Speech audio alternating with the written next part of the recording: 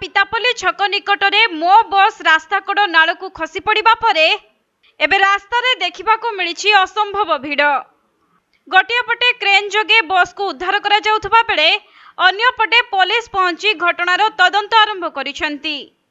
तेबे राज्यर प्रमुख सहर रे साधारण जनतांक पई उपलब्ध थिबा परिवहन व्यवस्थार अन्यतम माध्यम मो बस सेवारे पुणी त्रुटि देखा मिली, जहाँकि मो बस दुर्घटनाग्रस्त होई नालकु खसी पड़िबारु 20 जन यात्री आहत होइछंती। तेणु समस्त आहतों को प्रथमे खर्धा जिला डाक्तरखाना रे भर्ती करा जायथिला। आउ सेमानक मध्यरु 6 जनक अवस्था संकटापन्न हेबारु भुवनेश्वर एम्स को स्थानांतरित करा जायथिबा जणा पड़िछि। तेबे खर्धा शिल्पांचल थाना अधीन पितापल्ली छक निकटरे आज अपराह्न एही दुर्घटना घटिछि।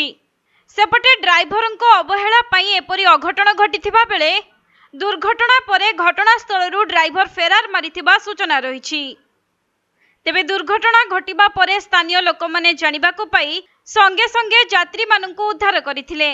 परे पुलिस घटनास्थल रे पहुंची एहार तदंत आरंभ करिथिबा जणा पड़िछि।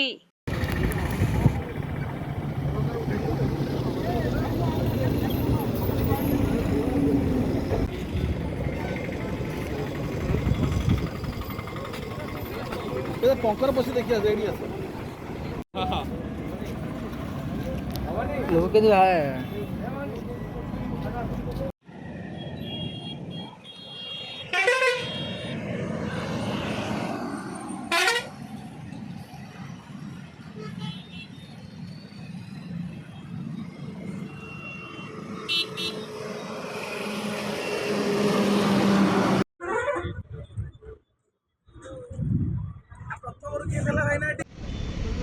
खोर्धा जिला प्रतिनिधि प्रशांत बेहरा रिपोर्ट, कोणार्क लाइव।